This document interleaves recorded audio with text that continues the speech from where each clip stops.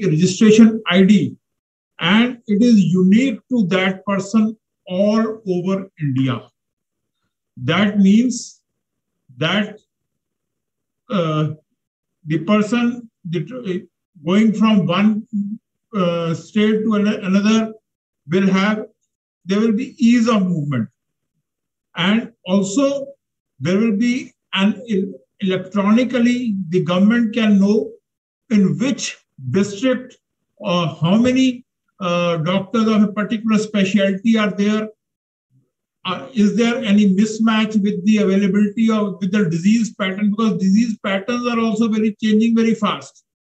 So depending upon the disease patterns, the deployment of the specialized staff can be created. Certain facilities for which match the availability of doctors and the disease patterns of that district can be created. And also in the because the world is moving towards the electronic medical records, and a unique registration ID in which an electronic signature is also there, which can be easily created, then it will be very easy to move in a paperless hospital world. But this has got certain, in this, there is some problem also, that what they have done, they have given us, when the person moves from one state to another state, they have asked for re-registration.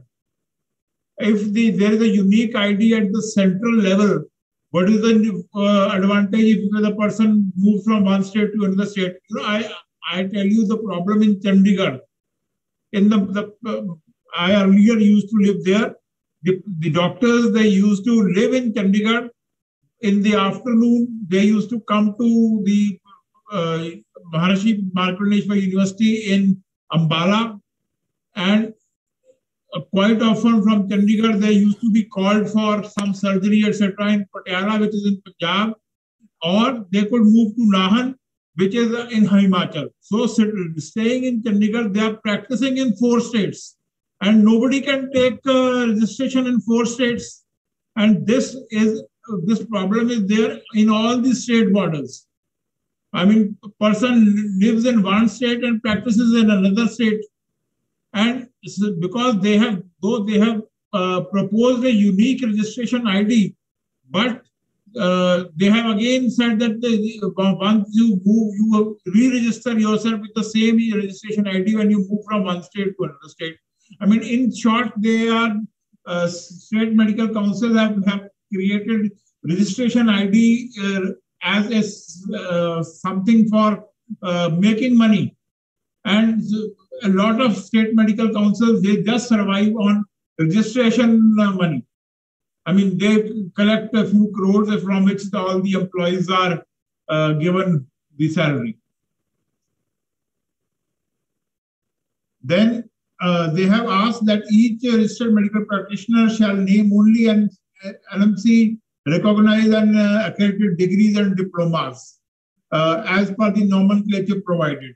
So this also, I mean, this is good, but at the same time, a lot of people, they, depending upon their experience, depending upon their disease patterns, they do get trainings from India or abroad, and they are very good, but the recognition is not there, accredited degrees and diplomas are not there, but the person is good. So we have to look into this and come up with a middle path by which a person can, though he can show though he will display only recognized and accredited medical degrees and diplomas, but there are also some other possibilities.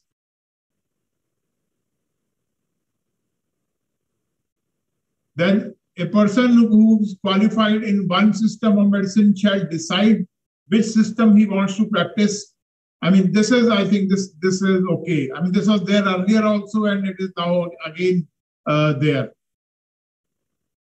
Then 30 credit hours in every 5 years, this was there earlier also, and it is there now also. and also he should inform the state medical council and apply for license to practice in this. I have already told you that when a person now moves from one state to another, he has to register again. I mean, this was there earlier also, and credit hours were also there, that they are okay. And yes, consultation fee should be made known to patient and examination of treatment of the patient. And a reasonable estimation of cost of surgery should be provided to enable an informed decision. Now, this is something, it varies from person to person depending upon his or her skill. And things have to be rationalized, because in many insurance, the amount of remuneration is very less. So things have to be worked on this. And prohibiting soliciting of patients in the modern world with social media. I mean, I don't know how the kind of hospitals, businessmen, they are allowed soliciting, but the doctors are not. So this is again a grey point. Prescribing generic medicine. So this was there earlier also, but now it is there in the regulations. I mean, again, this is that generic medicines also have to be provided of very high quality. We all know this. So I won't fee splitting the commissions. I mean, medical IMA also has been trying to lower the fee splitting commission culture, which is prevalent in our society. Even the registered doctors and the uneducated PROs, they also move with this. This was there earlier also. Then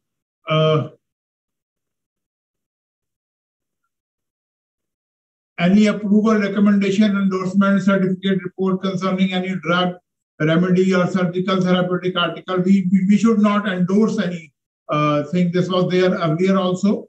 And the certificates have to be given very carefully for any experience and skill. And restriction of advertisements. This was again also earlier also, that advertisements can be given on starting of practice, change of type of practice, and also temporary absence of duty resumption. This was there earlier also. So, and a registered medical practitioner shall not open or shop or sell medicines prescribed by registered medical practitioners, and they should be, though they can allow to sell medication to their own patients, or supply drugs, remedies, or appliances, as long as there is no exploitation of patients. So these things were there earlier also. So yes, they shall maintain records of patients for 3 years from last date of contact with the, and guidelines are there now for even electronic. There you have to, I mean, computerization of medical records was there earlier also. With HL7 security, this has been repeated, and more and more facilities. I mean, there is a background, there is a national data is coming for medical, entire medical profession. Work is going on separately behind the lines. And so when you link a unique ID of the doctor with Aadhaar card of the patient and national health ID of the patient, and provide DigiLocker as 30 GB data, the entire picture completes. So this single thing which is there, that is the unique ID of the doctor, which will revolutionize this was the missing link in the system. So this is for this I say it's a good job, but for others points it's not a very good job. And of course, euthanasia and practicing the boundaries, etc. They are doctor-patient relationship has to be maintained. And informed consent, this was also there earlier and not much changes there in this. There are social media guidelines and guidelines of reasonable care and skill. They have been developed, and they have asked us to keep appointment registers, and so yes, and there are draft guidelines and codes for generic drugs, continuing professional development guidelines, accreditation of organizations, telemedicine guidelines, code of ethics guidelines for penalties of misconduct during monetary penalty, advertisement guidelines, end of life guidelines, consent in medical practice guidelines, and for research by all these guidelines, they have been made available in this document. And though they were already there, but now they are all placed in a single document.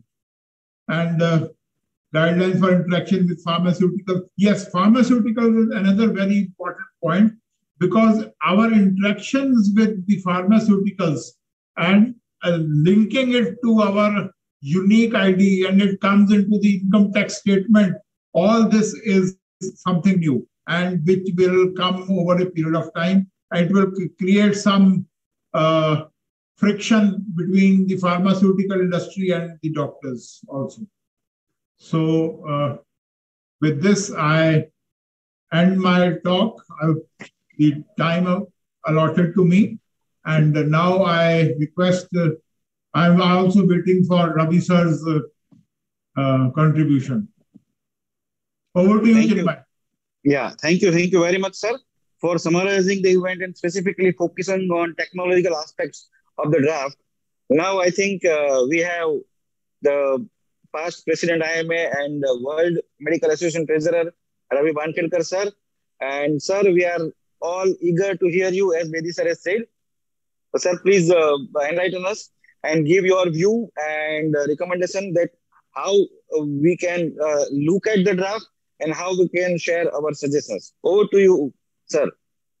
Thank you, Chinmay Bhai. First of all, let me congratulate you, Pragnesh Bhai, and your entire team for organizing this webinar on this important topic.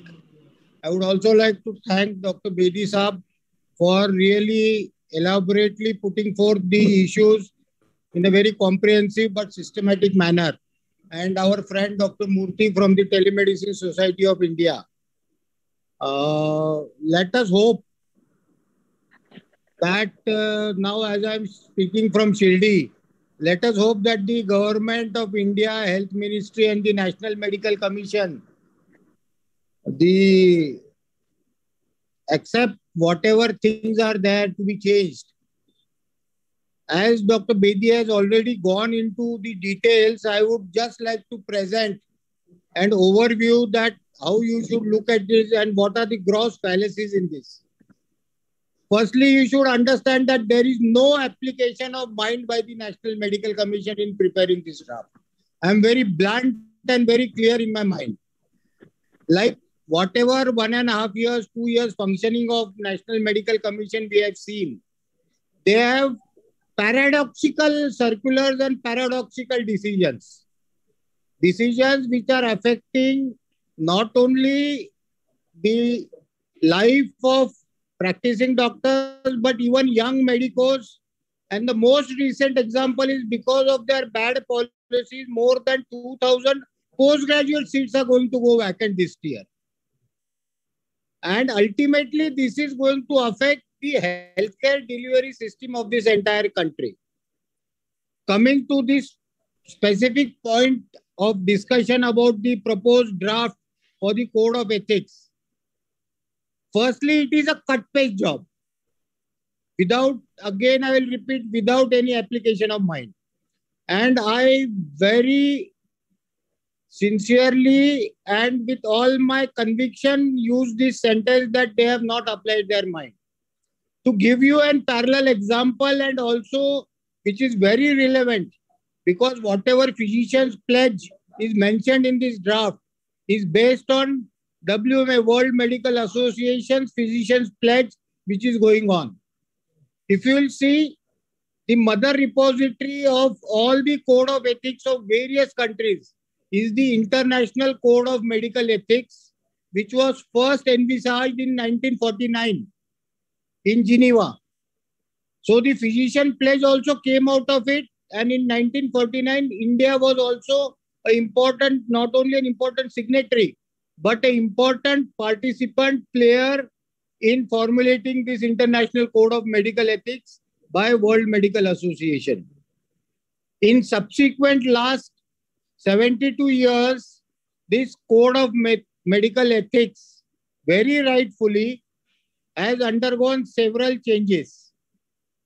The latest being in 2017 in the Chicago World Medical Association General Assembly.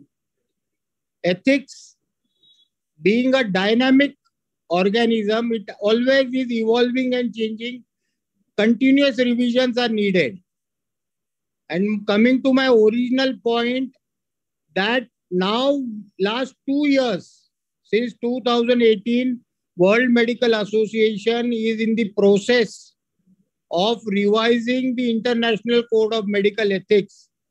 And let me inform this August gathering that since last 3 years, we are continuously holding regional meetings, meetings with ethics professors, meeting with patients' rights groups, meeting with medico-legal experts, meeting with legal luminaries, so as to have a very, very comprehensive and important document as a revised ISO-ME draft.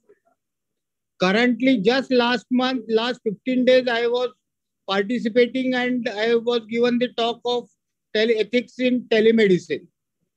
Why I am telling this, that NMC in all its wisdom took just 3 months to prepare this draft and are giving only 1 month without active consultations with any of the stakeholders, thinking that they know everything and they are gods.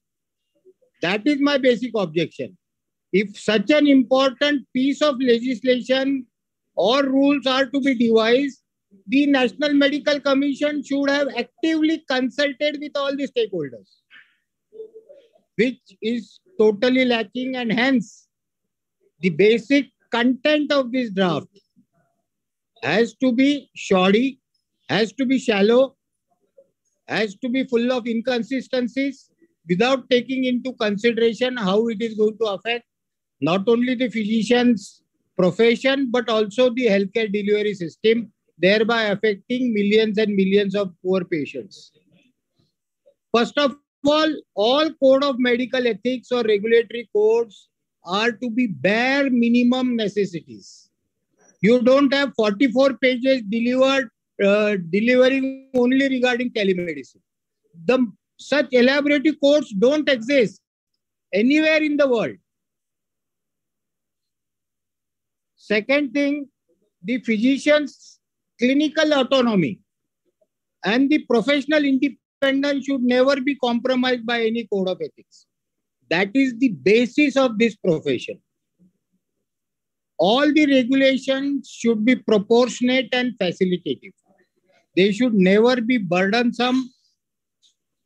They should never assume that physicians are criminals. When we go through this entire proposed draft, we find that they are taking into grant that we are going to do some mistake. This should never assume that we are wrong and we are going to commit a wrong.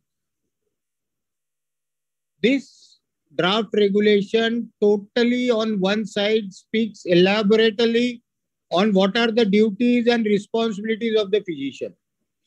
But it does not include anything about the rights of responsibilities of the patients. Neither, unfortunately, it includes anything to protect the rights of physicians. If you'll see a parallel model code of conduct, say of advocates, the Bar Council of India code clearly states in its preamble and its objectives that this regulatory body also has a bounden duty to protect physicians. We find there is absolutely no mention only telling us that you do this, you do this, you do this, otherwise you will be punished. You do this, you do, otherwise you will be punished. What about our own regulatory body? Is it not the duty of our own regulatory body, which gives us our registration, gives us our license, which regulates us? Don't they have any duty to protect our rights also?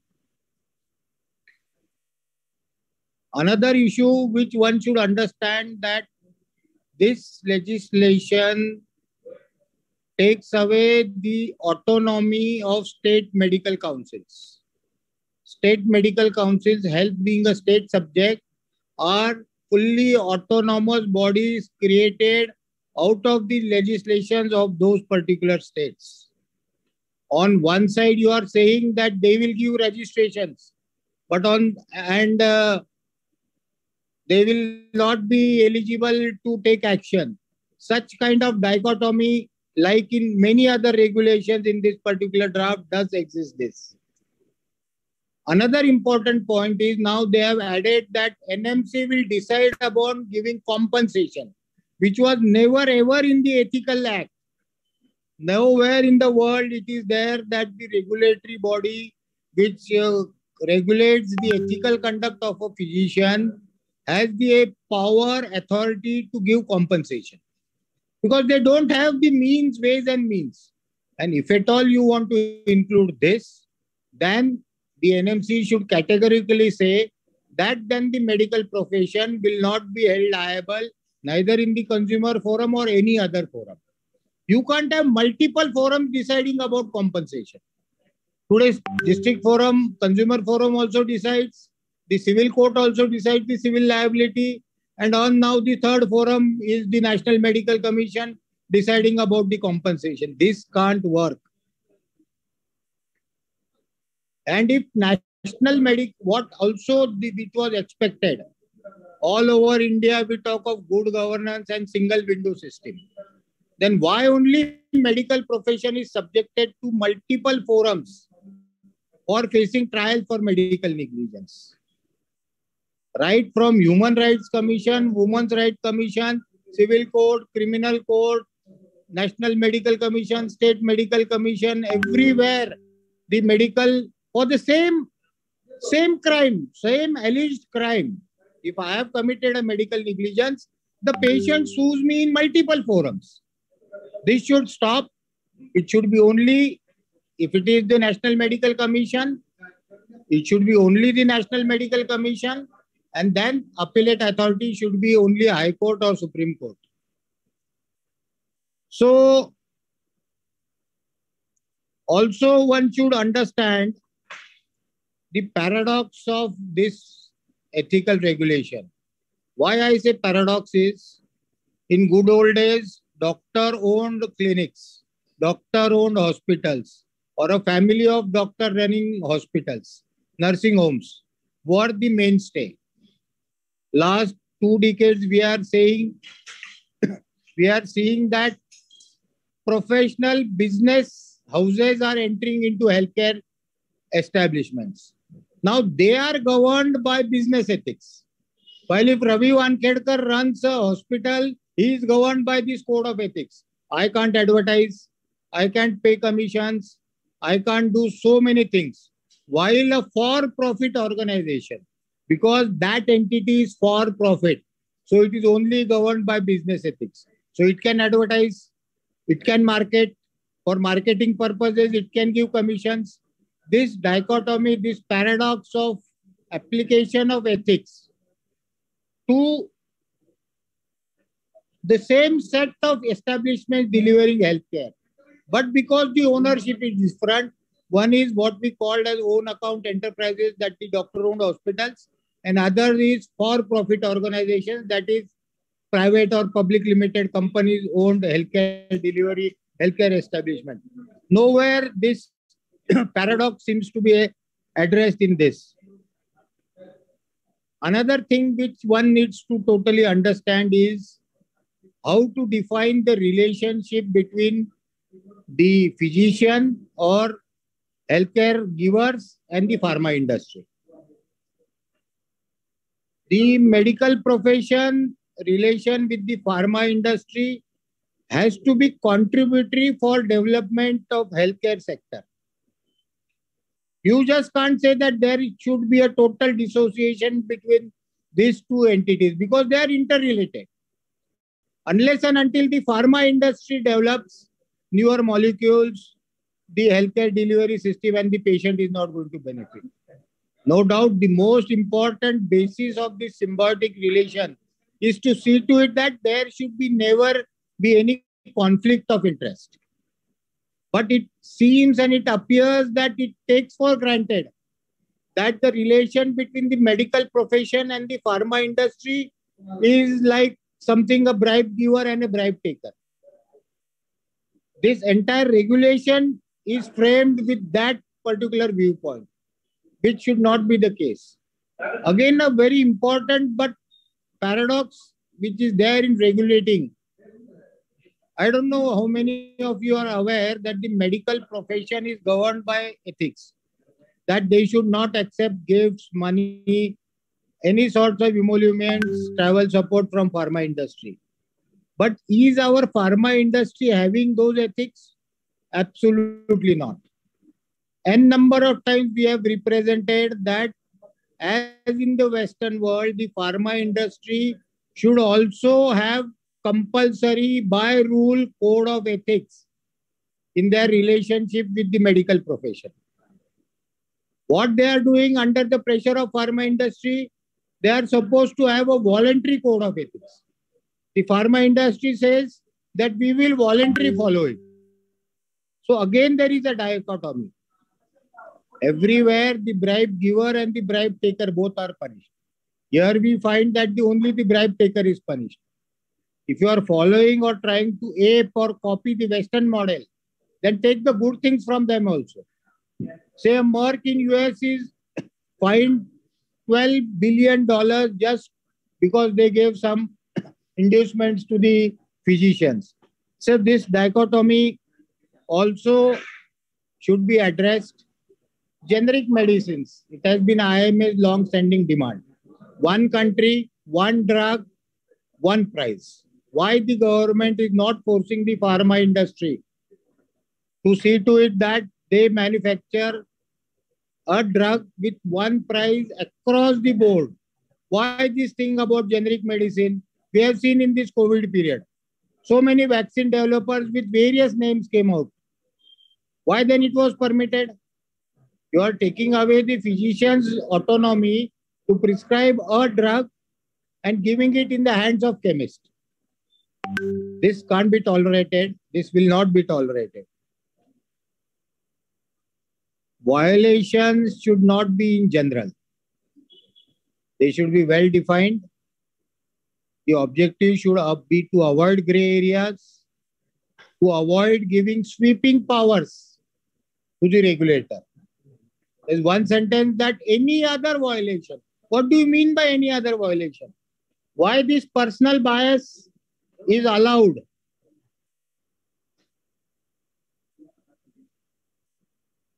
That is why Indian Medical Association is in active consultation with all the specialty organizations, all our branches, and we have consolidatedly prepared a response which will be shared with everyone for further refinement. We'll submit to the National Medical Commission, and in spite of that, if they don't agree, then agitational means, legal means, political licensing, all instruments to see to it that this particular hodgepodge, haphazard, cut-paste job or draft legislation prepared without application of mind does not see the light of the day. Thank you very much, friends. Thank you very much, sir. Thank you very much for elaborately explaining the draft and giving us some insight that where to look in the draft, because it is a 104-page draft. So now, based on the points which is given by you and Vedisa till now, and the Murthy sir now is going to focus on the telemedicine. the participant will live, as well as we will be sharing the YouTube link to all the medias also, social media. So people, those who are not able to attend can also participate. And before I request Murthy sir to go on, give insight in telemedicine aspect, at the end, we will be also sharing one Google form link in the chat box. So you all can put your specific questions or specific suggestion in regards to this draft. So now I welcome Murthy sir. Sir, thank you very much for sparing your time from your busy schedule. Over to you, sir. Thank you. Good evening, all. Thank you, Dr. Chinmay Shah and all other co-panelists and Dr. Ravi Wanketkar. Ravi Saab, if you remember, I was the conference chairman for the Amaravati conference in 2018, Telemedicine conference.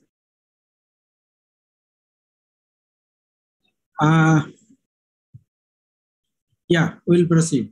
As Dr. Ravi Wanketkar has told, the first portion talks about the doctors and do's and don'ts, mostly don'ts. And before that, I will give a clarification. I am not a doctor, but I am a doctorate. I am more particularly focusing from the telemedicine point of view. To give the generic opinion on the first segment of the doctor's things, really, I also felt that whether all these rules are they implementable, because they are telling any conference, workshop, or any session sponsored or co-sponsored by any pharmaceutical company also should not be allowed. That should not be, the Rmp should not participate. Is it practical? We should not be generally prescribing or pushing for one particular drug. That is understood. But that applying across the board and saying that no conference, workshop, or etc. should be attended by doctors, which is sponsored by a pharmaceutical industry. I don't know how far that is practical. And I don't know, unless Dr. Ravi Wanketkar told now, what are the other rules already existing for doctors. But generally, I felt that some of the rules are impractical. Though they are good ideally, they are impractical.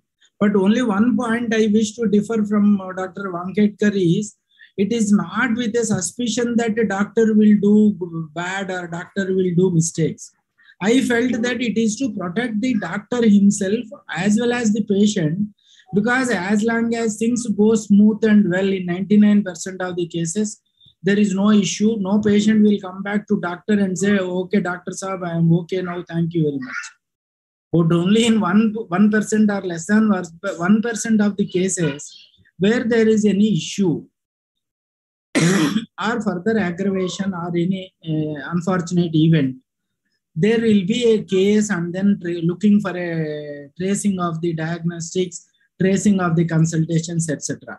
So I saw that from that angle, that though it is looking like a laborious and cumbersome process, better to follow and stick to these things. Okay. Having given that introduction on the first segment, general medical portion, I will share a screen for the telemedicine portion.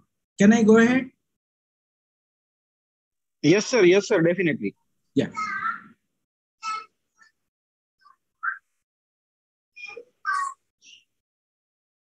Ravikant?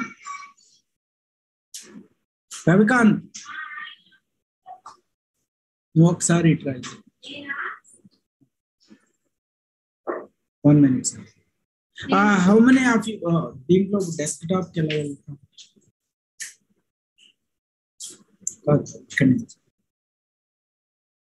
sir, how many of you have gone through the first telemedicine guidelines of 2020?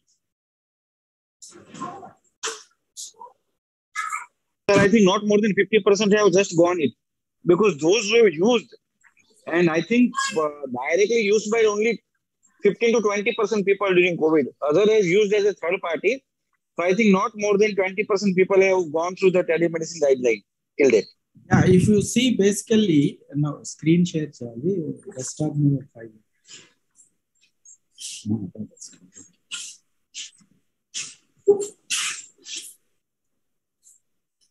I am at Hyderabad and using my son-in-law's computer.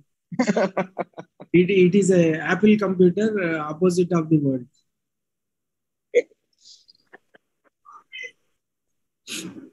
Yeah. So to save the time, what happens is in the screen.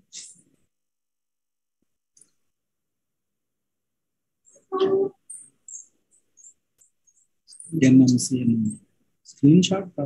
Stock system.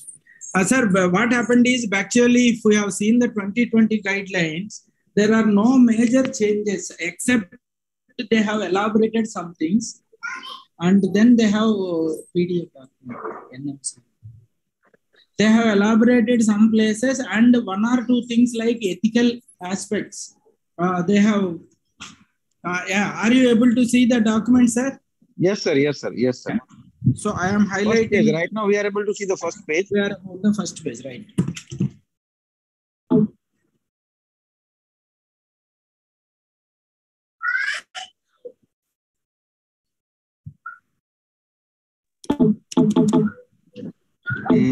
No, sir, not moving, sir. Not moving, yeah.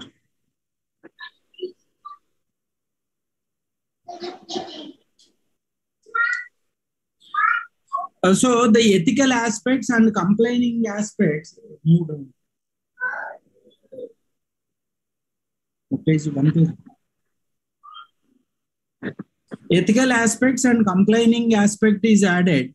What they said is at one place, in case of any malpractice or any problem or irregularity in case of a teleconsultation, go down. How to? One page better. In case of that, the complaint has to be given in the state council where the doctor has initially registered. That is a new addition.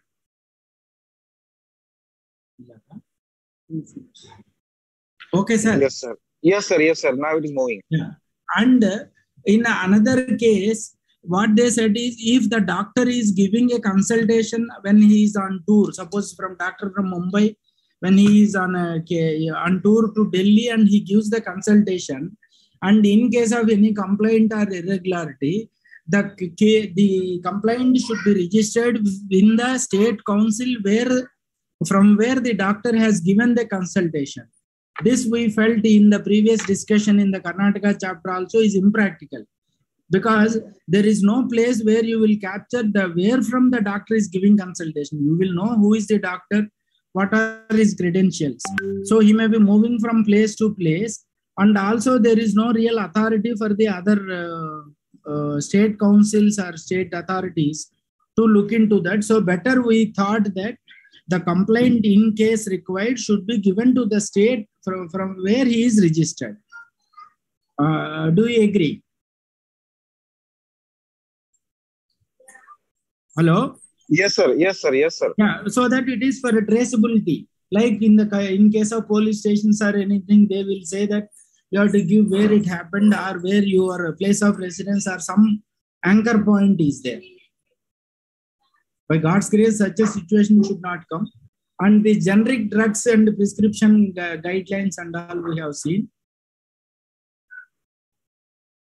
Responsibility of RMP also we have seen. I will go to the Telemedicine chapter. A major problem comes in the issue of the consent form. Consent form in case of the telemedicine consultation, because in the normal cases it is easy. We will take the signature of the patient or his attendant. But in case of the telemedicine, what they said is you have to take the consent in any one of the forms, either in text form or video form or a voice where the language is comfortable to the patient. He can read aloud the consent and the doctor has to read. A doctor has to record and maintain that as his medical record. Or he can sign a form and then send a scan copy. Sorry, I'm taking long time.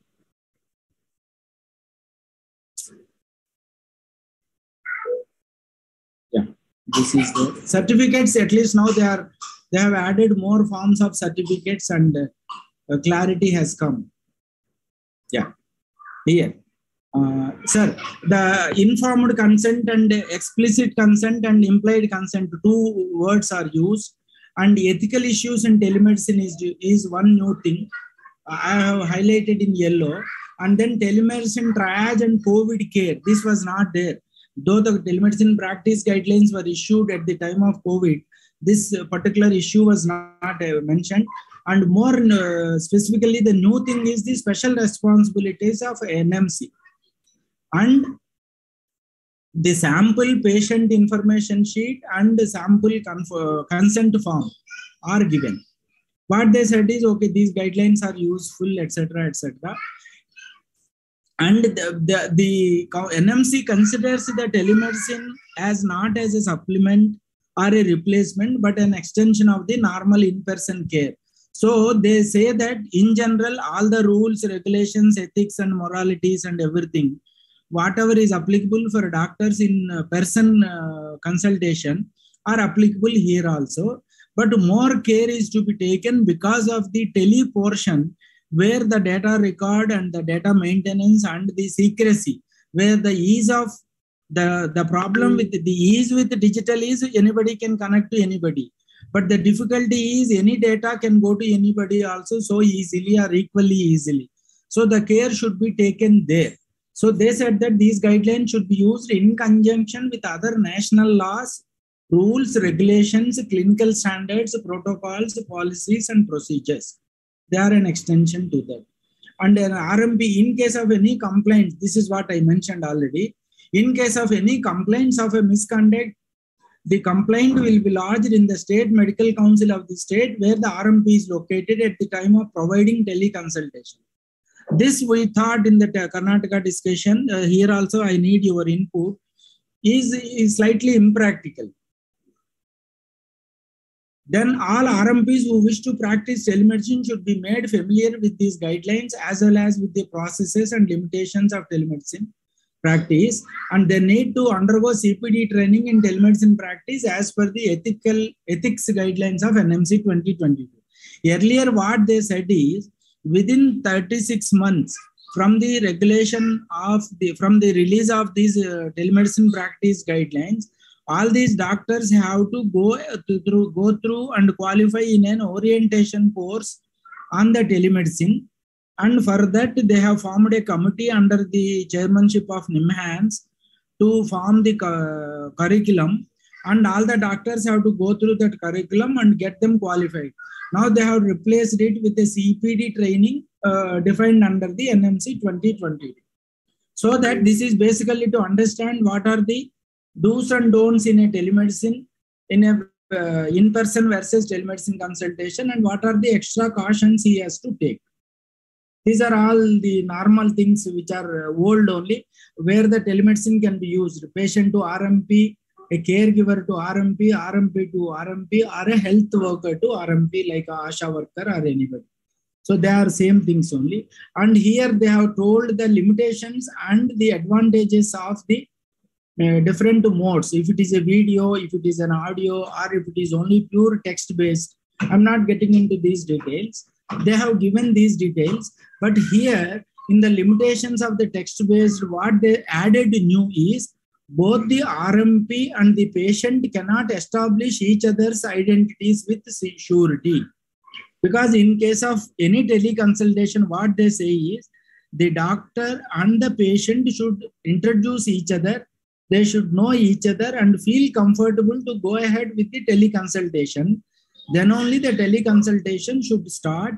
And also beginning of the consultation itself, the age of the patient, if it is essential, the patient has to establish his identity and age also through a proper recognized and registered age proof.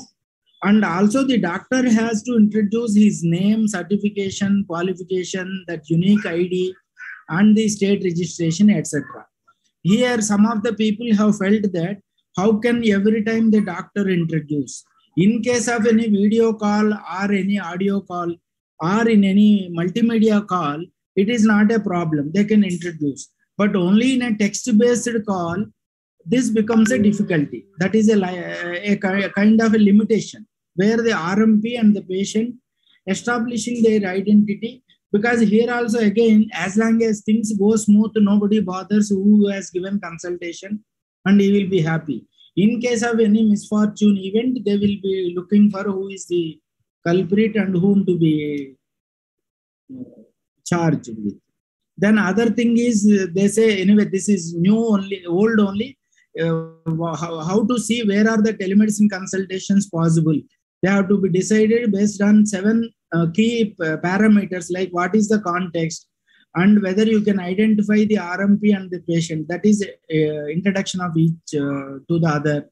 Mode of communication suitable, and whether the consent form is given, and type of consultation.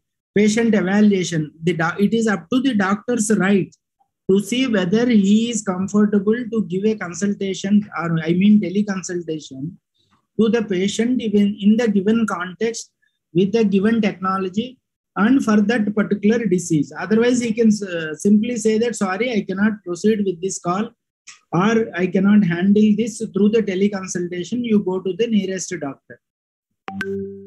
At the same time, the doctor cannot insist a patient to come in person when the patient is comfortable with the teleconsultation. So both the cases he cannot insist. He should be available, and on mutual consent, they can go ahead with the teleconsultation. Then here no 2 patients or cases or medical conditions are the same. So the complexity of the patient's health condition is important, and the doctor has to understand the differences between the cases and decide for himself.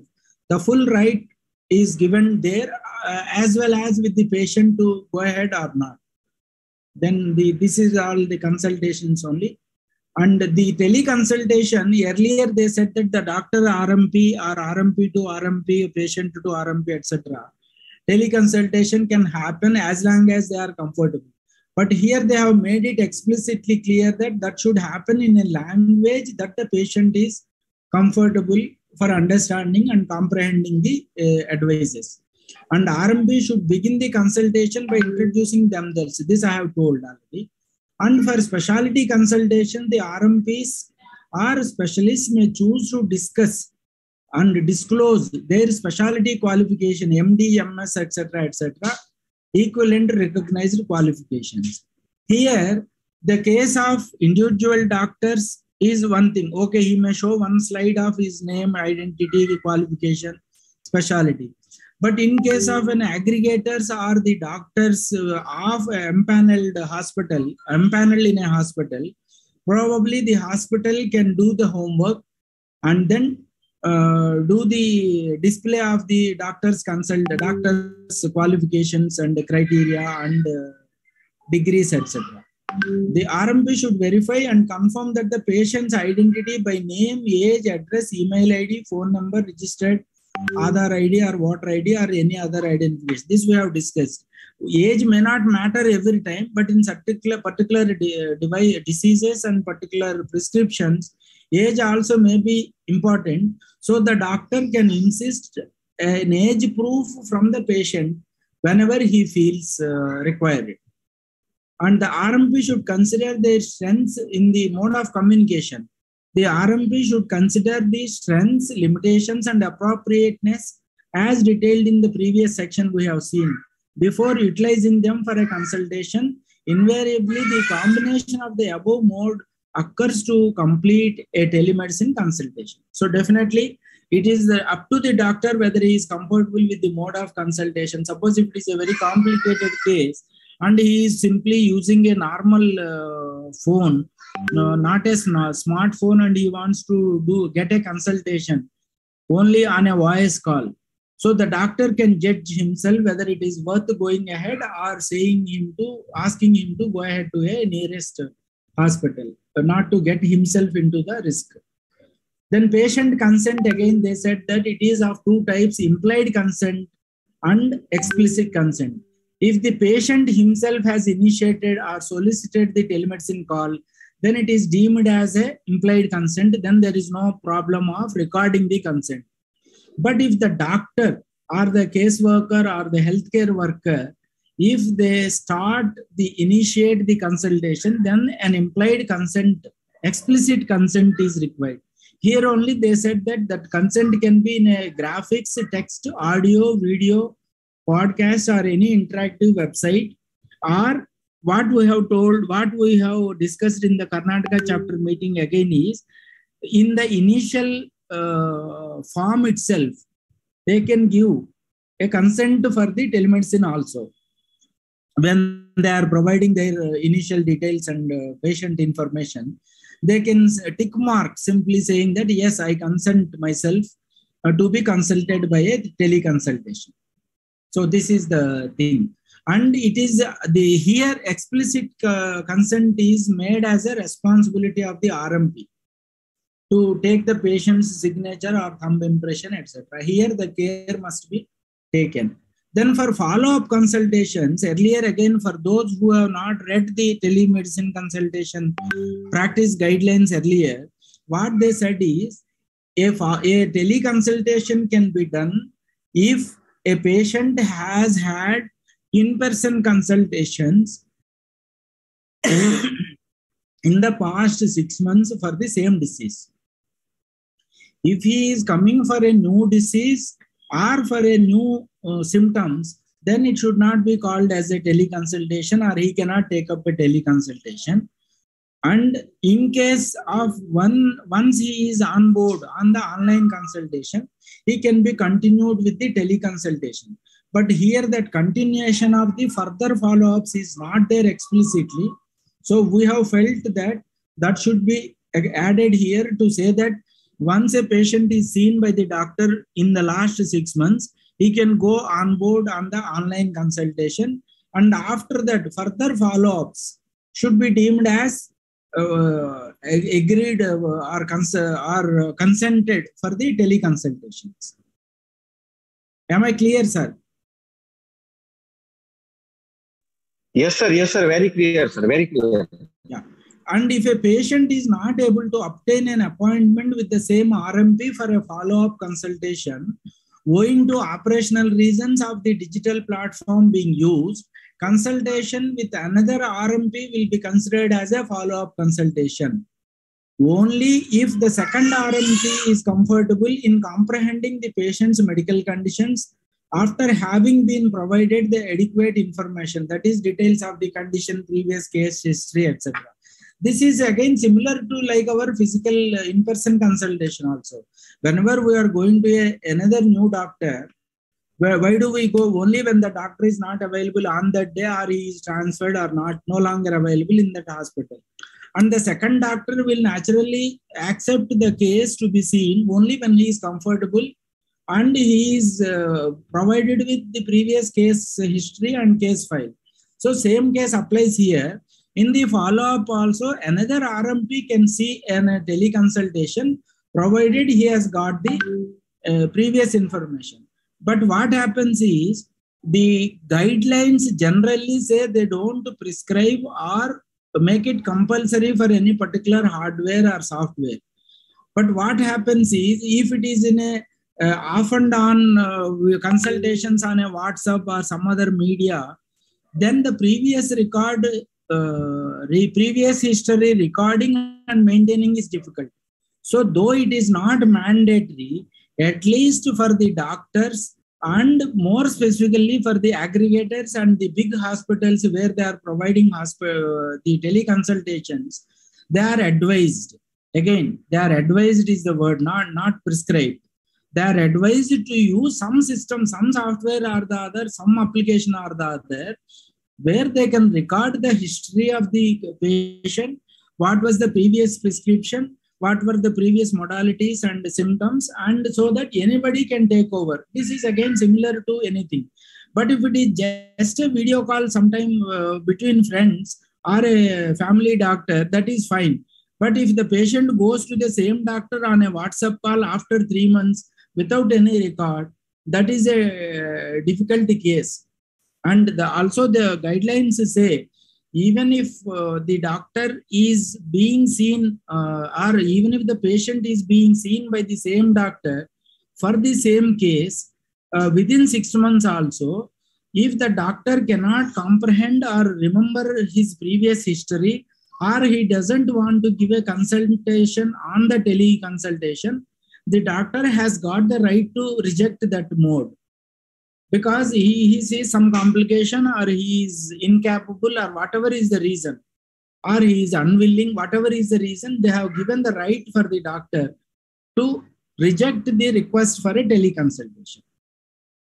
Then the other one is in the patient evaluation, exchange of information. So the patient information, like what we said, is the doctor has to get the patient's age, name, and other information. And it is up to the RMP to get the data and get himself satisfied. But here also what they said is, the technology-based tools and the technology provider has to take the responsibility for providing the doctor's full information to the patient in the case of the other way. But here what they mean is not exactly, suppose if a doctor and patient are doing a consultation on a WhatsApp, definitely WhatsApp is not going to do that. So again, we have to explicitly make it clear, or ask them to make it clear that this is applicable in case where the doctor or the aggregators or the hospitals are providing. So they can do the homework and provide the relevant information and background information and qualifications of the doctor. Otherwise, it is not possible. So it is the responsibility of the doctor. Definitely the technology provider cannot take that onus. Is that clear, sir? Is that agreed? Yes, sir. Yes, sir. Similarly, exactly like WhatsApp. In WhatsApp, whatever rumors or nonsense we spread, how in the normal social media, how he is responsible? He is only a medium. Similarly, here making him accountable for informing the doctor's data to the patient is not practical. So what we thought is, it should be asked and requested to be amended as the aggregator or the hospital which is owning the platform should take that responsibility. Then the health education, doctors not only for disease management, what they say is, the doctors should also make the use of this platform and teleconsultations to provide advices on immunization, exercise, personal and household hygiene practices, etc. That is all the preventive care, not only the disease management. And prescribing the drugs. Here also, if you have seen the earlier things, now they have slightly elaborated. Otherwise also, there are 3 drug categories called category O, that is open, category A, list O. List O, that is generally available across the table or over the counter without the prescriptions. And then other one is the list A.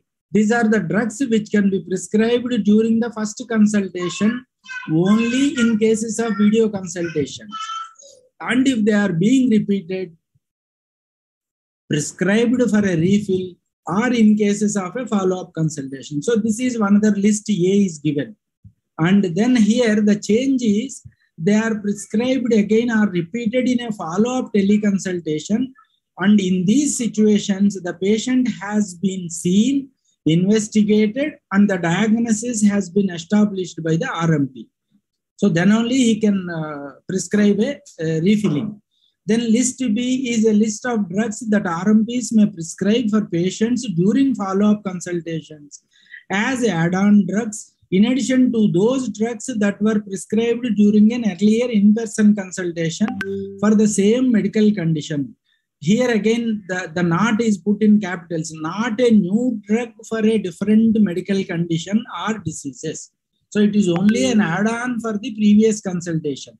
For example, to better control the hypertension, the RMP may prescribe an add-on dietic to a patient on an anti-hypertensive drug prescribed earlier.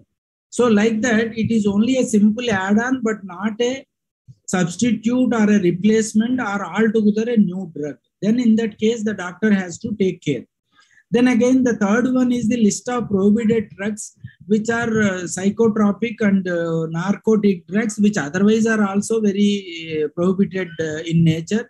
So the Schedule X drugs, they have given the Schedule X drugs and they said that they will be updating from time to time. So except two things, clobazam and clonazepam and what is it? Okay, whatever.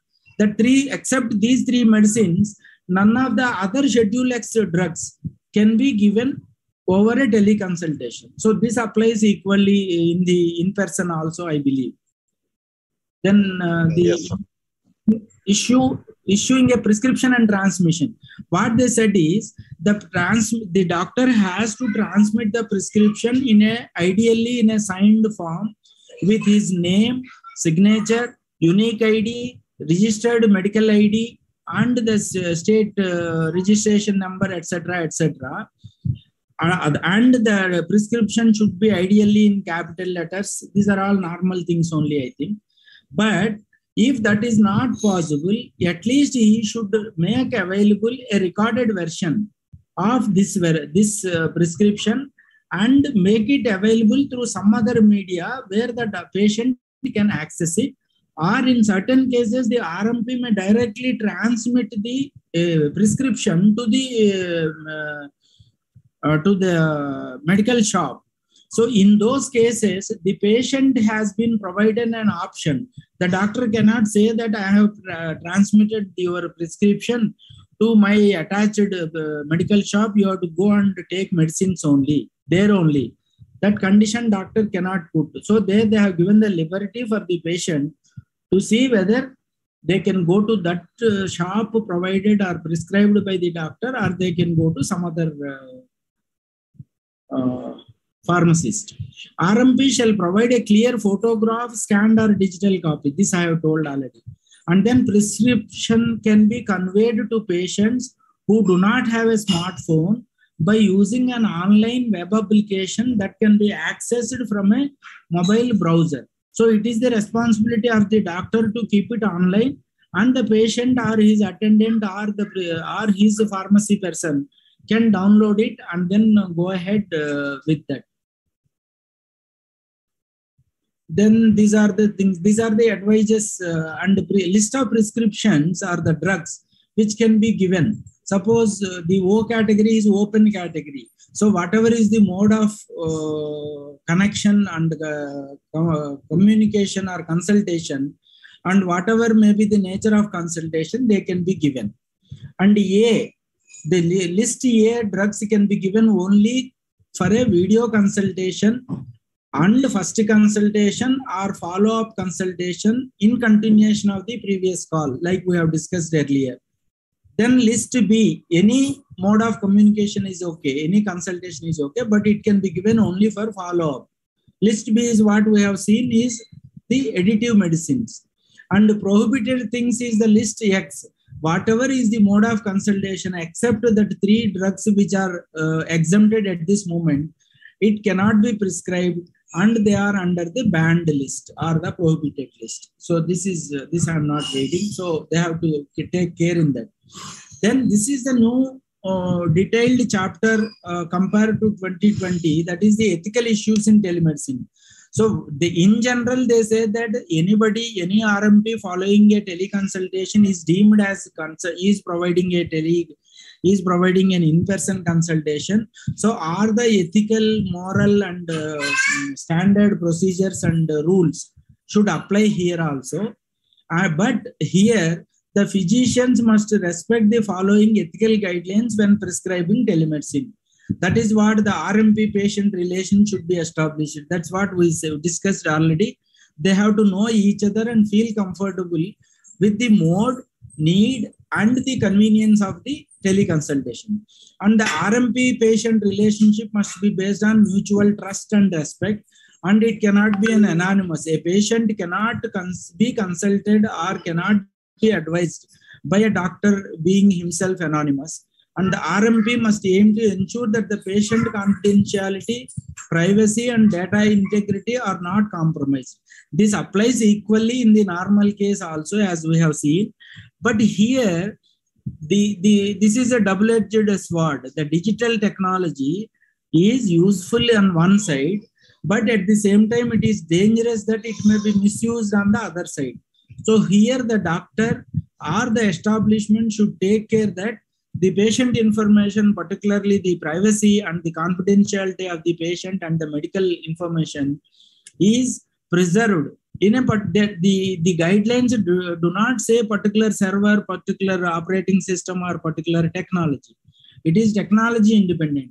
But the doctor and the establishment should take care that all the care is taken to maintain the confidentiality and the secrecy of the information. Then autonomy and the privacy of the RMP. At the same time, autonomy and privacy of the RMP is also protected. The RMP should not participate in telemedicine if it violates the legal or ethical framework of professional behavior or any rules or regulation under the NMC Act. So he can think that this is not suitable case. He can reject the teleconsultation request. Telemedicine can potentially infringe on the free time of the RMPs if there is round-the-clock virtual availability. The RMP needs to inform patients about their availability and recommended alternative or emergency services if they are inaccessible. So this is fair and good. But the dichotomy is, like Mr. Dr. Ravi Vanketkar told, the doctors cannot advertise themselves that they are available for teleconsultations. They say they can inform that they are available. The line of difference between these two is very thin, but they cannot advertise. When a hospital or when somebody can say that I have got 4 pediatricians, 8 ophthalmologists, and so many cardiacs, and they can advertise about themselves, why the doctor cannot himself say that yes, I am a doctor in neurology, neuropathy, or etc., and I am available for teleconsultations during this time. So that line is very thin line. So that should be defined very clearly. Then responsibilities of the RMP. This we have seen again. All the records and everything should be maintained well, and they should respect the patient's care, etc., etc. And the quality of care is to be maintained. This is similar to the normal things. And it is the responsibility of the RMP or the telemedicine service provider to be cognizant of the current data protection and privacy laws. So the digital data laws and the privacy laws, they keep changing. So they themselves should be aware of those things and they should comply with the concurrent laws. RMP shall protect the patient's confidentiality as a normal in all normal conditions, as if it is a in-person consultation. Maintain digital trial or documentation of consultation. This I said, up to 3 years, the consultation records have to be maintained. In the physical world, what is the period of physical files to be maintained, sir? It is already 3 years. There also it is 3 years. Okay. So here also they said that the digital data should be maintained in a proper server with sufficient coding and encoding and secrecy for 3 years. And the new thing is, if audio and/or video recording of the consultation is required, the RMP must take explicit informed consent from the patient. Similarly, if the patient and/or the family members want to record the audio and/or video of the consultation, they should take consent from the RMP. Those recording without consent will not be accepted as evidence. So in case of any medical legal cases, if somebody wants to produce, this is self-evident. If somebody wants to produce, they should have a recording of audio or video which is already prior consented by the patient or the doctor. So better to take this, because we don't know when the situation will come. So better to take the consent, explicit consent of the doctor and the patient in all the cases, or to be on a safer side. The other thing is framework for telemedicine and all this we have seen. Patient can talk to doctor, doctor to doctor, peer to peer, or health worker to doctor. And another thing is emergency situations they have added. And quick assessment based on the input received, the patient condition is quickly assessed by the RMP before deciding to take up the teleconsultation request, yes or no. And then the teleconsultation process is described here, which I'm not telling. That is start of the things. Then assessment. making an establishment of the identity of each to the other, etc., etc. And those details for all the 4 categories are given. Teleconsultation between doctor to doctor, doctor to other peers, and in emergency situations. Here, emergency situations, you have to remember, patients may call any RMP during a medical emergency and insist on teleconsultation. However, the RMP may not reply or give any specific advice. In all emergency cases, the patient must be advised for in-person interaction with the registered medical practitioner or specialist at the earliest possible. If that is not possible, they say that at least doctor on teleconsultation should give them the first aid and other minimum things which they have to do in the golden hour or before going up to the doctor. Then this is the guidelines for the RMPs and technology platforms. This I said. Again, RMP shall not participate in telemedicine platforms that provides ratings by a patient or others, including reviews, advertisements, and promotions of RMPs by any means. That is manipulation of the algorithm or search engines, etc. Advertising of RMPs is not allowed by anybody under any pretext. I don't really know what is this dichotomy. Because though it is not as a commercial thing, his availability should be available, made available or informed to the patients, right? So the thin line between advertising and information is to be maintained. And technology platforms, this I said earlier, we have discussed. The technology platforms are obliged to ensure the consumers that they are provided the care and the information. That is not possible like we have seen. So here, this we wanted to say that it should become the responsibility of the hospital or the aggregators to take the responsibility of maintaining, collecting, maintaining, and sharing the patient data to doctor and doctor data to the patient. Then again, what they say is, here in the case of technology, you may use any artificial intelligence or any algorithms or any neural networks or anything for your background work. But finally, the decision or the prescription should not be by a machine or a machine-generated prescription. So they say that you take whatever inputs you want from XYZ. Ultimately, the prescription has to go from the medically qualified doctor in the light of those informations. And in case of any specific technology platform, in case any technology platform is found to violate these guidelines or any applicable existing laws applicable to them, the EMRB, that is the Ethics and Morals Board, or NMC may designate the technology platform as blacklisted, and no RMP may then use that platform to provide telemedicine. Here again, the previous discussion applies. Suppose in WhatsApp, for some case happens, can they ban the total WhatsApp? It should be modified as that hospital or that aggregator who has not taken care.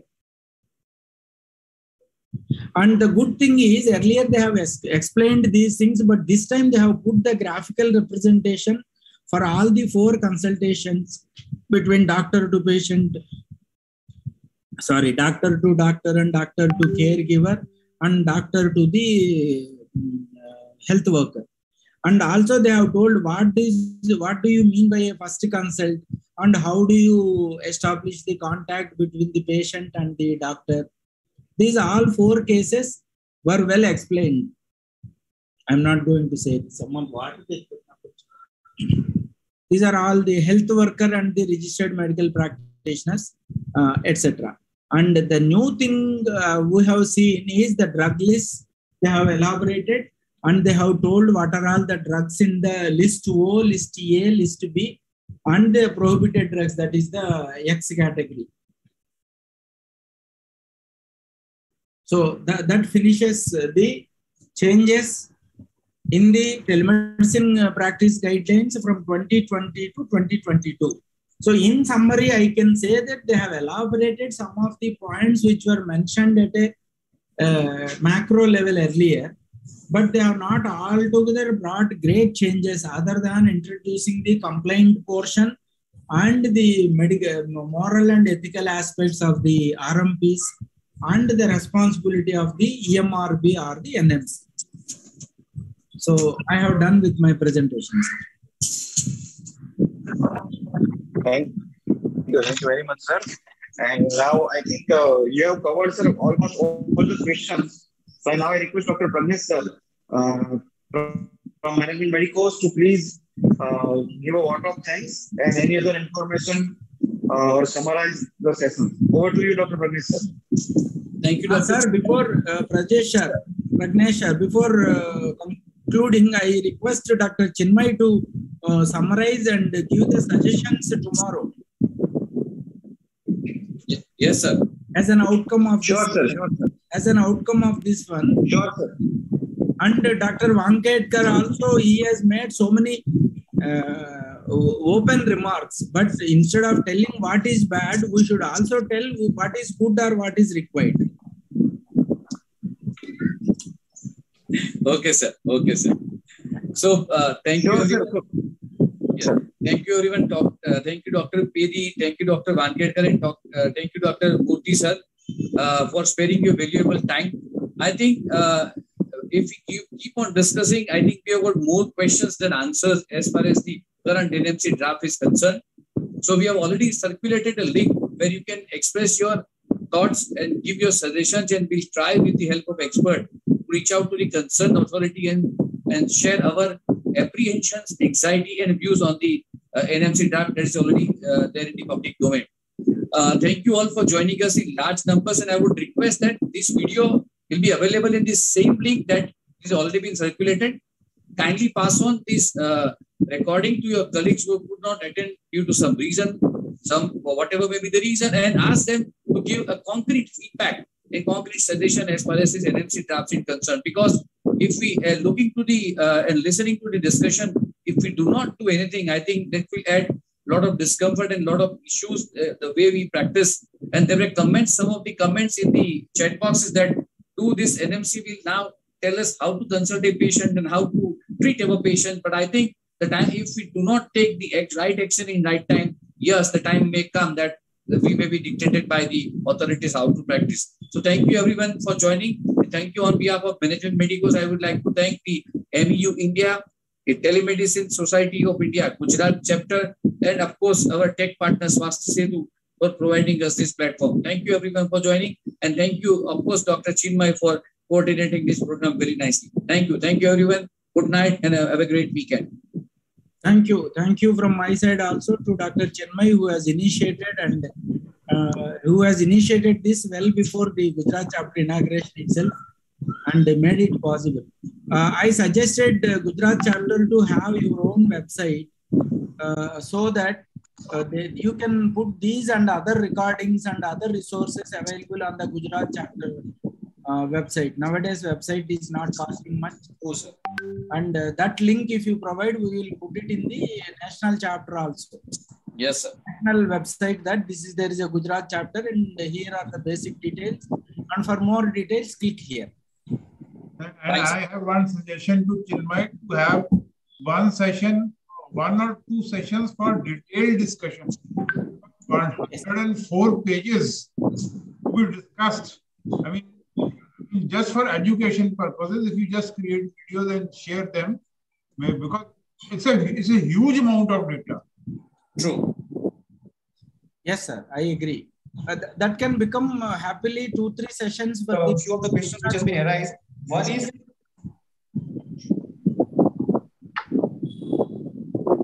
yeah, sir, can I, Professor? Yes, Can yes, I continue?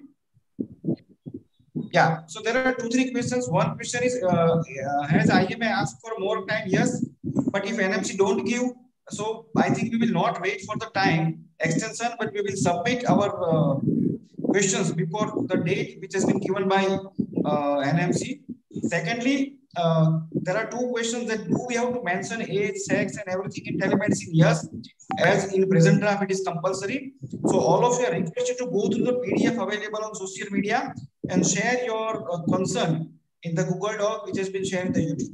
Thank you very much. Thank you, Pragnesh sir. Thank you, Mr. Deepak, a technical help from your side. Thank you, Bedi sir, and all of you.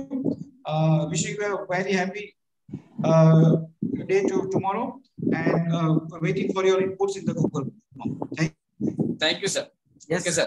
Thank you very much. We cannot expect the extension at this moment, sir. We will give whatever is possible, and Yes, it is sir. a never-ending process. This will keep on going. Yes. It is a cycle. They will keep revising. We will give inputs, and it is a continuous evolution process. Sure, sir. Yes. Thank you, sir. Thank you, everybody. And this is the real tele thing. You see, I came from Hyderabad. Within Hyderabad also, from one place to other, and I was in a metro train when I started this call. Now I reached. So this is the real telepresence. Okay. Okay, sir. Thank you. Thanks, Okay. everyone. Thank you. Bye. Good night.